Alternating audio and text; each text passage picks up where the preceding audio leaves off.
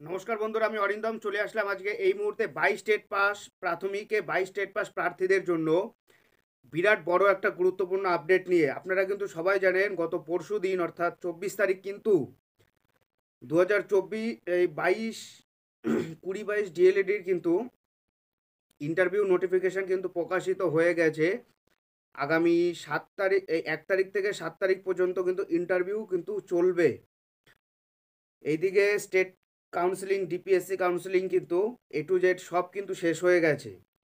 তাহলে তাহলে 22 state pass প্রার্থীদের ইন্টারভিউ নোটিফিকেশন কবে আসতে পারে, কি কি আপডেট আছে, A to Z ভিডিওটাতে আজকে আলোচনা করব। সো বন্ধুরা, আপনারা কিন্তু ভিডিওটাতে কেউ স্কিপ না করে প্রথম থেকে শেষ পর্যন্ত দেখার অনুরোধ রইল। এবং আরও ডিটেলসে জানতে হলে আমাদের ফেসবুক অফিসিয়াল গ্রুপে জয়েন হয়ে যাবেন, যেটা লিঙ্ক আমাদের ডেসক্রিপশন বক্সে দেওয়া আছে। সেখান থেকে সরাসরি আপনারা ফেসবুক অফিসিয়াল গ্রুপে জয়েন হয়ে যাবেন।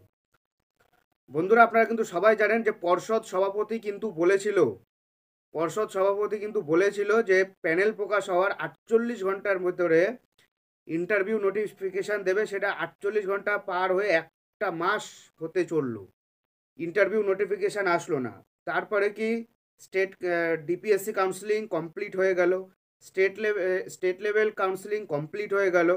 কমপ্লিট হওয়ার সাথে সাথেই কিন্তু যে গতকাল কিন্তু বিকেল 5টার সময়তে স্টেট লেভেল কাউন্সিলিং কিন্তু কমপ্লিট হয়ে গেছে 24 তারিখ। সো 24 তারিখ রাত 8টার মধ্যে কিন্তু সঙ্গে সঙ্গে সুপ্রিম কোর্টের নির্দেশ অনুসারে 20-22 ডিএলইডির কিন্তু ইন্টারভিউ নোটিফিকেশান কিন্তু দিয়ে দিল। সো এখানে বোঝাই যাচ্ছে যে পর্ষদ কিন্তু খুব দ্রুততার সাথে বন্দে ভারত এক্সপ্রেসের মতন কিন্তু পর্ষদ কিন্তু কাজ করছে। এই কাজটা কাদের জন্য করছে সেটা কিন্তু এখনো পর্যন্ত আমার কাছেও জিনিসটা পরিষ্কার নয়। সুপ্রিম কোর্টের যেহেতু অর্ডার ছিল 6 সপ্তাহের মধ্যে ইন্টারভিউটা নিয়ে নিতে হবে 20-22 ডিএলএডের। সো 2953 বা সামথিং এদের কিন্তু ইন্টারভিউ নোটিফিকেশন কিন্তু প্রকাশ হয়ে গেছে অলরেডি। 1 তারিখ থেকে কিন্তু ইন্টারভিউ শেষ হয়ে যাবে। এবার সুপ্রিম কোর্টের পরবর্তী শুনানি কিন্তু সম্ভবত আছে 18ই মার্চ বা 19 মার্চ, এরকমই মার্চ মাসের তৃতীয় সপ্তাহে, আমার এখন মনে নেই। সো সেদিন যদি কেসটা যদি উঠে যায়, সো সেদিন কেস উঠলেও যদি কেস উঠে যতদূর পর্যন্ত সম্ভাবনা, প্রবল সম্ভাবনা আছে এদের জয়নিংটা করিয়ে দিতে বলবে। এদের 18 মার্চ হয়ে গেলে কিন্তু আর সময় নেই, ভোটের ঘন্টা বেজে যাবে। 9 মার্চ কিন্তু ভোটের ঘোষণা হতে পারে, কারণ 2019 সালে 9 মার্চ কিন্তু ভোটের ঘোষণা কিন্তু হয়েছিল। তো সেই সূত্র ধরে যদি এগোয়, এই বছরে কিন্তু 9 মার্চ, 10ই মার্চ বা 8ই মার্চ কিন্তু ভোটের ঘোষণা কিন্তু হয়ে যাবে। অর্থাৎ ভোটের আগে ইন্টারভিউ নোটিফিকেশান আসার কোনো চান্স নেই। হ্যাঁ, কথাটা যদি খারাপ লাগলো, এটাই সত্যি, কিচ্ছু করার নেই।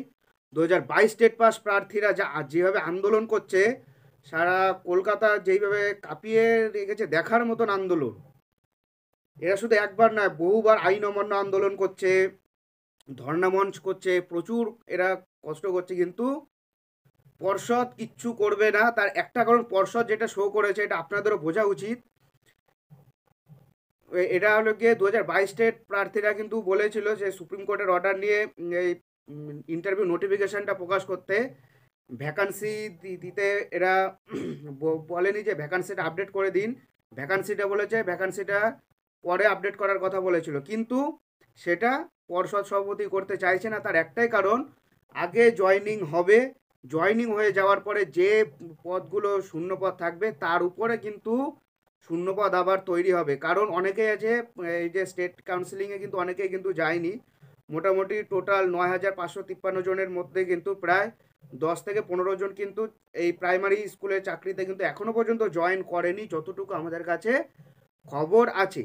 সো বন্ধুরা, এইটা পর্ষদ সভাপতি চাইছে টোটাল এদের রিক্রুটমেন্ট প্রসেস আগে কমপ্লিট করে ফেলবে। 2022 রিক্রুটমেন্ট প্রসেস টোটাল কমপ্লিট করে দিয়ে তারপরে হাতে যেটুকু থাকবে সেইটুকু তারপরে 2022 স্টেটদের জন্য ভাবা হবে। ওই জন্য আমি বলছি, ভোটের আগে ইন্টারভিউ নোটিফিকেশান বেরোনোর কোনো চান্স নেই। আপডেটেড ভ্যাকান্সি এখনও পর্যন্ত পাওয়া যাবে না। তবে পর্ষদ খুব দ্রুততার সাথে কাজ করছে, আমি এটা কথা দিতে পারি। আগস্ট মাসে কিন্তু ইন্টারভিউ নোটিফিকেশান বেরোনোর প্রবল চান্স আছে। আগস্ট মাস ছাড়া আগস্ট মাসে আপনার যদি নোটিফিকেশান বেরোয়, আপনার ইন্টারভিউ শুরু হয়ে যাবে ওদিক থেকে সেপ্টেম্বর অক্টোবর থেকে। আমি ধরে নিলাম অক্টোবর থেকে ইন্টারভিউ শুরু হলো, অক্টোবর থেকে ইন্টারভিউটা টেনে নিয়ে যাবে সামনের বছর অক্টোবর পর্যন্ত, অর্থাৎ 2025 সালের অক্টোবর নভেম্বরে গিয়ে ইন্টারভিউটা শেষ করবে, 1 বছর সময় লাগবে। এইবারে হলো গিয়ে তারপরে প্যানেল প্রকাশ করবে ঠিক 2026 সালের এরকম জানুয়ারি ফেব্রুয়ারিতে প্যানেল প্রকাশ করবে।